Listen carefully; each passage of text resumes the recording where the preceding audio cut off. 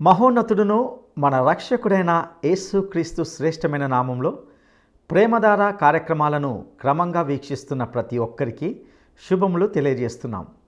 నేటి మన ధ్యాన భాగము నిర్గమకాండము 15వ అధ్యాయము. గత అధ్యాయాల్లో దేవుని ప్రజలైన ఇశ్రాయేలీలు తమ జీవితంలో ఎన్నడూ కనీ విని ఎరగనటువంటి ఒక గొప్ప అద్భుతాన్ని ప్రత్యక్షంగా అనుభవించినట్లుగా చూశాం. ఈ 15వ అధ్యాయంలో దేవుని శౌర్యాన్ని, బల పరాక్రమాలను దేవుని ప్రజలు గానం చేయడాన్ని చూస్తాం. మోషే మరియు దేవుని ప్రజలైన ఇశ్రాయేలీలు ఆలపించిన పాటలో దేవుని యొక్క గుణగణాలను మరియు ఆయన ఎందుకు ప్రత్యేకమైన వాడో ఇందులో గమనించగలం. అప్పటి వరకు భయపడి, ఏడ్చి, సనగి గొనిగి ఆయా రీతులుగా ప్రవర్తించిన వారు ఈ 15వ అధ్యాయంలో దేవుని యొక్క గొప్పతనాన్ని, వారి కోసం దేవుడు చేసిన వాటన్నిటిని బట్టి దేవుణ్ణి స్తుతించి కీర్తిస్తూ ఉన్నారు. ఈ సందేశం అంతటా ఎన్నో సువార్తికుని పాఠాలు వింటాం. దేవుడు సిద్ధపరిచిన యేసుక్రీస్తు ద్వారానైన రక్షణ, దేవుని తోడి విశ్వాసి యొక్క సమైక్యతను గూర్చి వింటాం. ఇంకా ఎన్నో ఆధ్యాత్మిక సత్యాలతో ఉన్నటువంటి నేటి పాఠాన్ని శ్రద్ధగా వినడానికి మనము సిద్ధపడదామా? శ్రోతలు, ఈ రోజున మనం నిర్గమకాండం 15వ అధ్యాయం 1 నుండి 19వ వచనం వరకు వినబోతున్నాము. ఈ వాక్య భాగం ఎంతో ప్రాముఖ్యమైనది. మోషే, ఇశ్రాయేలీయులు కలిసి యెహోవాను గూర్చి ఈ పాట పాడారు. యెహోవాను గూర్చి గానం చేస్తాను, ఆయన మిగుల అతిశయించి జయించాడు. గుర్రమును దాని రౌతును ఆయన సముద్రంలో పడదోశాడు. యెహోవాయే నా బలము, నా గానము, ఆయన నాకు రక్షణ అయ్యాడు. ఆయన నా దేవుడు, ఆయనను వర్ణిస్తాను. ఆయన నా పితరుల దేవుడు, ఆయన మహిమను సన్నుతిస్తాను. యెహోవాయే యుద్ధశూరుడు, యెహోవా అని ఆయనకు పేరు. వారందరూ ఇప్పుడు పాటలు పాడుతున్నారు. కొన్ని గంటల క్రిందటే ఎర్ర సముద్రానికి అవతలి వైపున భయంతో ఏడ్చారు. ఇప్పుడు ఆనందంతో నాట్యం చేస్తున్నారు. ఎర్ర సముద్రానికి అవతలి వైపున భయపడిన వారై తిరిగి వెళ్ళిపోతాము అని సణిగారు. ఇప్పుడు ఆనందంతో గానప్రతిగానాలు చేస్తున్నారు. 1 కొరింథీ 10వ అధ్యాయం 11వ వచనం, ఈ సంగతులు దృష్టాంతములుగా వారికి సంభవించి యుగాంతమందున్న మనకు బుద్ధి కలుగుటకై వ్రాయబడినవి. 1 కొరింథీ 10వ అధ్యాయం 1-2 వచనాలు. సహోదరులారా, ఈ సంగతి మీకు తెలియకుండుట నాకిష్టం లేదు.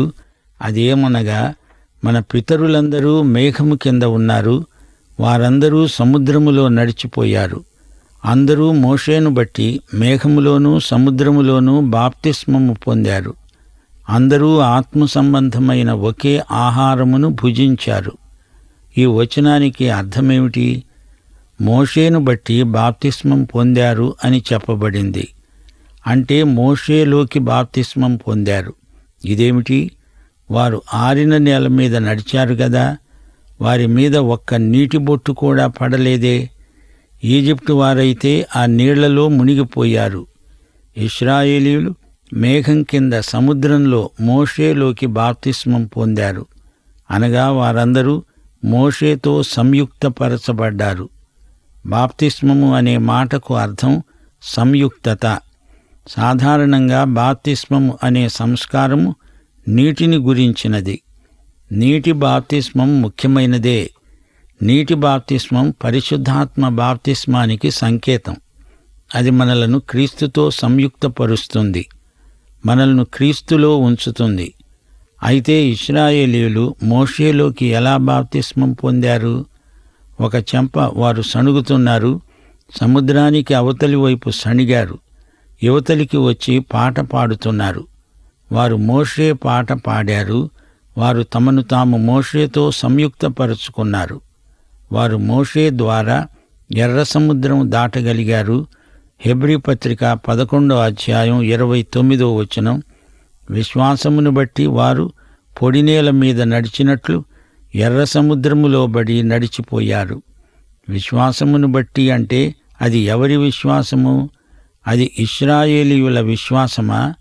సముద్రము దాటే వరకు వారికి బొత్తిగా విశ్వాసమే లేదు. వారు మోషేతో సంయుక్తపరుచుకొన్నారు. అది మోషే యొక్క విశ్వాసం.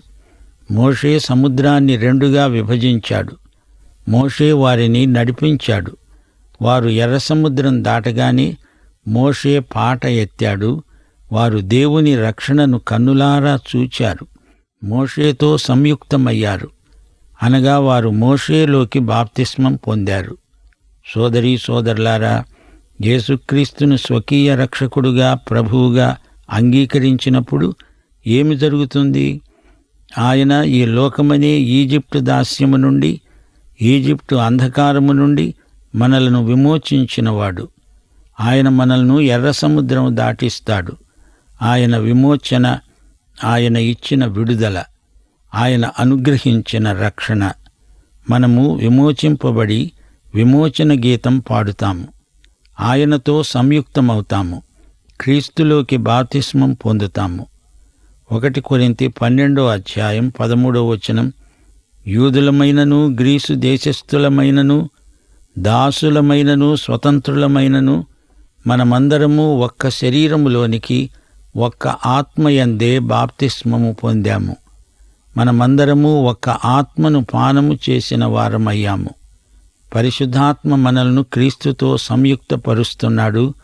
ఆయనతో మనము ఏకమవుతున్నాము. యేసు సంయుక్తత గొప్ప ఆశీర్వాదం. ఒక ఆమె అన్నది, నేను క్రీస్తు చేతిలో ఉన్నాను, నన్నెవ్వరూ ఆయన చేతి నుండి అపహరించలేరు. ఆమెతో మరి ఒకరన్నారు, చూడమ్మా, నీవు క్రీస్తు చేతిలో ఉన్నావా? అయితే ఆయన వేళ్ల సందుల్లో నుంచి జారిపోతావేమో. అప్పుడు ఈమె అన్నది, అలా ఎన్నటికీ జరగదమ్మా, నేను ఆయన చేతి వేలునే, మరి ఎలా జారిపోతాను? సోదరీ సోదరులారా, ఇది నిజం. మనం యేసుతో సంయుక్తపరచబడ్డాం. మనం యేసు శరీరంలో అవయవములం. పరిశుద్ధాత్మ మనల్ని క్రీస్తుతో సంయుక్తపరుస్తున్నాడు. క్రీస్తునందు మనకు లభించిన విమోచన ఎంతో గంభీరమైనది. అలనాడు ఇశ్రాయేలు ప్రజలకు సంభవించినది మన అనుభవానికి సంకేతమే. ప్రభు అయిన యేసుక్రీస్తును మన రక్షకునిగా విశ్వసించినప్పుడు పరిశుద్ధాత్మ మనలో కలిగించే విమోచన అనుభవానికి అది గొప్ప సూచన. ఇశ్రాయేలీయులందరూ కలిసి ఏకంగా మోషేతో పాట పాడారు. ఇది విమోచన గీతం. వారు సముద్రం దాటకమునుపు విలాప గీతం పాడారు. ఇప్పుడు విమోచన గీతం పాడుతున్నారు. కొన్ని రోజులకు మళ్లీ విలాప గీతం పాడతారు. అరణ్యయాత్రలో వీరి పాటలు అప్పుడప్పుడు మారుతూ ఉంటాయి. అయితే ఇప్పుడు వీరు పాడిన పాట మోషే రచన. ఇది విజయగీతిక. ఇశ్రాయేలు జాతి దేవుని సహాయంతో మోషే నాయకత్వంలో సాధించిన ఘన విజయం. సోదరీ సోదరులారా, న్యాయాధిపతుల గ్రంథంలో మరో పాట ఉంది. దెబోరా, బారాకు కలిసి పాడిన పాట. అలాగే బైబిలులో ఎన్నో పాటలున్నాయి. కీర్తనల గ్రంథంలో దావీదు స్వయంగా రాసి పాడిన పాటలున్నాయి. కమ్మని పాటలు, తీయని భావాలు, హృదయతంత్రులను కదిలించే రాగాలు. ఆ మాటకొస్తే ఇర్మియా కూడా పాట పాడాడు, గాని అది విలాపగీతం. ప్రవక్తలెందరో గాయకులున్నారు, ప్రవచనాలను గానం చేశారు. కొత్త నిబంధన పాటలతో ఆరంభమవుతుంది. లూకాసు వార్తలో పాటలున్నాయి. ఎలిజబెతు పాట పాడింది. తాను గొడ్రాలై ఉండి కనబోతున్నాను అనే ఆనందంతో కమ్మని పాట పాడింది. మరియా లోకరక్షకుణ్ణి కనబోతున్నాను అనే పారవస్యంలో భక్తిగీతం పాడింది. యేసుక్రీస్తు జన్మకు సంబంధించిన పాటలు మరికొన్ని ఉన్నాయి. ఇక ప్రకటన గ్రంథంలో పరలోక దర్శనం చూడండి. అక్కడ దేవుని సింహాసనం చుట్టూ చేరిన భక్తులు, పరిశుద్ధులు గొంతెత్తి పాట పాడారు. అది కొత్త పాట. ఆ పాటలో మన అందరి కంఠాలు మేళవిస్తాయి. అప్పుడు అందరూ పాడతారు. అవన్నీ పునరుత్థాన గాత్రాలు, మహిమ స్వరాలు, స్తుతి కీర్తనలు. ఈ రోజుల్లో ప్రతి ఒక్కరూ శాంతి శాంతి అంటున్నారు. అందరూ మోషే పాట నేర్చుకుంటే మంచిది. ఈ పాటలో యెహోవా యుద్ధశూరుడు. ప్రకటన గ్రంథం 19వ అధ్యాయంలో ప్రభువు అవినీతిని అంతమొందించటానికి వస్తున్నాడు. అంతవరకు ఈ భూగోళం మీద శాంతి ఉండదు. మత్తయి సువార్త 10వ అధ్యాయం 34వ వచనంలో ప్రభువు అన్నాడు, నేను భూమి మీదికి సమాధానమును పంప వచ్చానని తలంచకండి. ఖడ్గమునే గాని సమాధానమును పంపటానికి నేను రాలేదు. ఈ మాటలు యేసుక్రీస్తు వారి మొదటి రాకడకు సంబంధించిన మాటలు. ఆయన రెండవ రాకడ సమయంలో శాంతి సంస్థాపన జరుగుతుంది. అవినీతి తొలగిపోతుంది. ఇశ్రాయేలీయులు మోషే కలిసి పాడిన బృందగానమిది. వీరి అనుభవాలు ఉద్రేకభరితమైనవి. వీరు ఎర్ర సముద్రం దాటి వచ్చారు. దేవుడు చేసిన ఆశ్చర్యకార్యాలు వారు స్వయంగా చూచారు. దేవుడు చేస్తుంటే చూచారు. మరపురాని విధంగా ఆ అనుభవాలు వారిలో నిలిచిపోయాయి. ఈ పాట అనుభవ గీతం. మోషే రాసిన పాడిన స్వానుభవ రచన. ఆయన ఫరో రథాలను అతని సేనను సముద్రంలో పడద్రోశాడు. అతని అధిపతులలో శ్రేష్ఠులు ఎర్ర సముద్రంలో మునిగిపోయారు. అగాధ జలాలు వారిని కప్పాయి. వారు రాతివలె అడుగంటిపోయారు. యెహోవా, నీ దక్షిణహస్తము బలముంది అతిశయిస్తుంది. యెహోవా, నీ దక్షిణహస్తం శత్రువును చితకగొడుతుంది. ఇశ్రాయేలీయులు తమ విమోచనను పురస్కరించుకొని సంతోషగానాలు సలుపుతున్నారు. ఇప్పుడు వారి దృష్టిలో ఈజిప్టు అంటే, ఈజిప్టు దేశీయులంటే బానిసత్వం, లోకం, నిస్సహాయత, నిరాశ. ఇప్పుడు వారు విముక్త ప్రజలు. సదాకాలము నీతో నేను జీవించేదను యేసయ్యా. సదాకాలము నీతో నేను జీవించేదను యేసయ్యా. యేసయ్యా,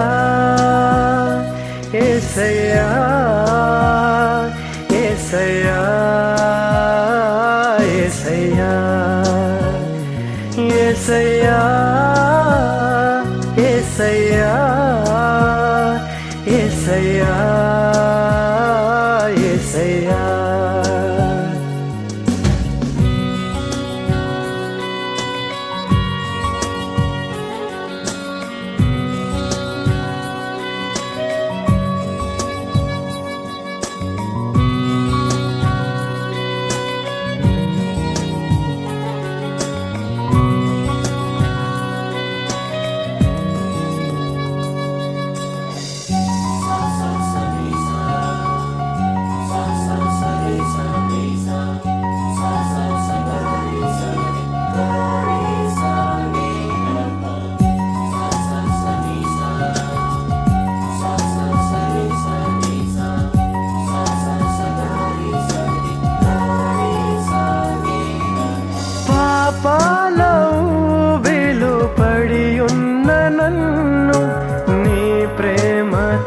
నన్ను లేపవయా.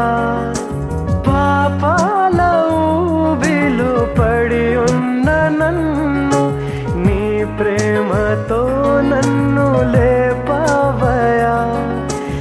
ఏ తోడు లేని నాకు నా తోడుగా నా అండగా నీవు నిలిచావయా. ఏ తోడు లేని నాకు నా తోడుగా నా అండగా నీవు నిలిచావయా. యేసయ్యా, యేసయ్యా, యేసయ్యా, యేసయ్యా, యేసయ్యా, యేసయ్యా, యేసయ్యా, యేసయ్యా. సదాకాలము ఈ పాటలోని భావం విమోచన. ఈ పాటలు పాడే ప్రజలు విగ్రహారాధికుల మధ్య నుండి వచ్చారు. దేవుడు పంపిన తెగుళ్లన్నీ ఈజిప్టు దేవతల మీదికి దేవుడు పంపిన తీర్పు. వారి మీద దేవుడు తీసుకున్న కఠిన చర్య. ఇప్పుడు వారు ఏమి పాడుతున్నారు వినండి. నీ మీదికి లేచే వారిని నీ మహిమాతిశయము వలన అణిచివేస్తావు. నీ కోపాగ్నిని రగుల చేస్తావు. అది వారిని చెత్తవలి దహిస్తుంది. నీ నాసికారంధ్రముల ఊపిరి వలన నీళ్లు రాశిగా కూర్చబడ్డాయి. ప్రవాహాలు కుప్పగా నిలిచాయి. అగాధ జలాలు సముద్రము మధ్య గడ్డకట్టాయి, ఘనీభవించాయి. శత్రువు అనుకున్నాడు, వారిని తరుముతాను, కలుసుకుంటాను, దోపుడు సొమ్ము పంచుకుంటాను, వాటి వలన నా ఆశ తీర్చుకుంటాను, నా కత్తి దూస్తాను, నా చెయ్యి వారిని నాశనం చేస్తుంది. నీవు నీ గాలిని విసరచేశావు, సముద్రం వారిని కప్పింది. వారు మహా అగాధమైన నీళ్లలో సీసము వలె మునిగారు. యెహోవా, వేల్పులలో నీ వంటివాడెవడు? పరిశుద్ధతను బట్టి నీవు మహనీయుడవు, స్తుతికీర్తనలను బట్టి పూజ్యుడవు. అద్భుతములు చేసేవాడవు, నీ వంటివాడెవడు? దేవుడు తనను గురించిన ప్రత్యక్షం వారికి అనుగ్రహించాడు. అదే వారు పాడే పాట, పాటలోని మాట. నీ దక్షిణ హస్తాన్ని చాపావు, భూమి వారిని మింగివేసింది. నీవు విమోచించిన ఈ ప్రజలను నీ కృపచేత తోడుకొనిపోయావు, నడిపించావు. నీ బలంచేత వారిని నీ పరిశుద్ధాలయమునకు నడిపించావు. సోదరీ సోదరులారా, గమనించారా? ఇశ్రాయేలీయులు విముక్త ప్రజలు.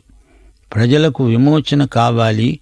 విముక్త ప్రజలే అర్థవంతంగా ఆరాధన చేయగలరు. యేసుక్రీస్తు శిలువ మీద తన రక్తం కార్చి మనకు అనుగ్రహించిన విమోచన మనలను స్తుతించడానికి, ఆరాధించడానికి ప్రేరేపిస్తుంది. దేవుడు మనల్ని రక్షించడానికి ఎలాంటి యోగ్యతలను కోరటం లేదు. లోకం దేవునికిచ్చేదేమీ లేదు. ఆయనే లోకానికి ఇవ్వవలసినదంతా ఇచ్చేశాడు. నశించిన ఈ లోకంతో దేవుడంటున్నాడు, నా కుమారుడు నీ కోసం చనిపోయాడు కదా, ఆయనతో నీవేమి చేస్తున్నావు? 13వ వచనం ఇదే సత్యాన్ని వ్యక్తం చేస్తున్న మాట. దేవా, వీరు నీ విముక్త ప్రజ. ఇది నీ కృప. నీకే స్తోత్రం. వీరి పాటలో గొప్ప నిరీక్షణ ధ్వనిస్తున్నది. వీరు అప్పుడే వాగ్దత్త భూమిని చేరినట్లే పాట పాడుతున్నారు. దేవుడు వారిని నడిపిస్తాడు, తప్పకుండా కనానుకు చేరుస్తాడు.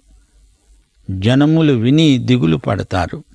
ఫిలిష్తీయ నివాసులకు వేదన కలుగుతుంది. ఎదోము నాయకులు కలవరపడతారు. మోయాబు బలిష్ఠులకు వణుకు పుడుతుంది.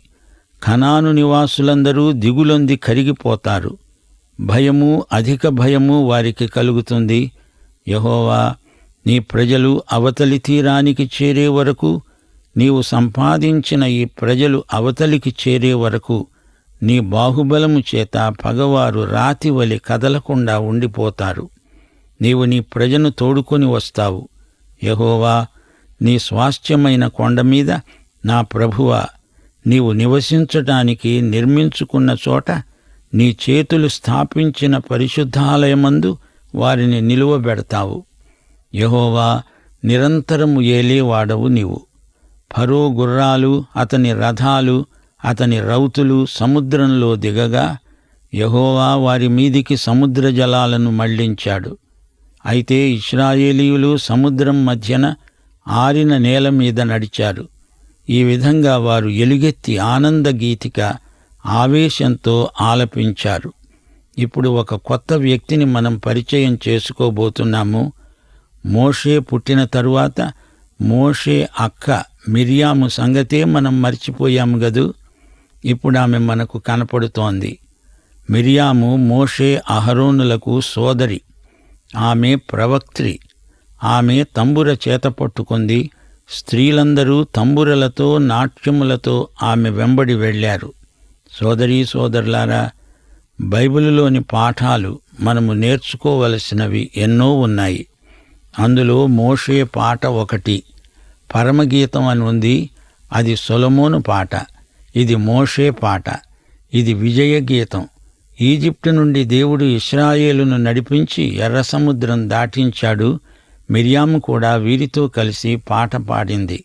ఆమె పాట చిన్న పాట. యెహోవాను గానం చెయ్యండి, ఆయన మిగుల అతిశయించి జయించాడు, గుర్రమును దాని రౌతును సముద్రంలో ఆయన పడద్రోశాడు. సోదరీ సోదరులారా, ఇశ్రాయేలీయుల ఆరాధనలో సంగీతం చాలా ప్రముఖ పాత్ర వహిస్తుంది. ప్రేమను, కృతజ్ఞతను పాట చక్కగా వ్యక్తీకరించగలదు. పాటల ద్వారా తరం నుండి తరానికి మంచి సాంప్రదాయాలు ప్రసారమవుతాయి. మోషే పాడిన ఈ పాట ప్రపంచ సాహిత్యంలో మొట్టమొదటిది. ఇది ఉత్సవ కీర్తన. దేవుడిచ్చిన విజయాన్ని పాటల రూపంలో ఈ ప్రజలు వ్యక్తం చేస్తున్నారు. హృదయాలు ఉద్రేకంతో నిండిపోగా గళమెత్తి పాడుతున్నారు. కీర్తనలు, పాటలు స్తుతులను ప్రకటించడానికి ఎంతో ఉపకరిస్తాయి. మిర్యాము ఒక ప్రవక్త్రి. ఆమెకు దేవుని దర్శనాలున్నాయి. అంతేకాదు, ఆమె తంబురమీటి శ్రావ్యంగా పాడగలదు. ప్రవచనాలు పాటల రూపంలో ప్రవక్తలు పలకటం తరచుగా జరుగుతూ ఉండేది. ఆమె వాయించే తంబుర వారు చేసే నాట్యానికి అనుగుణంగా మోగుతుంది.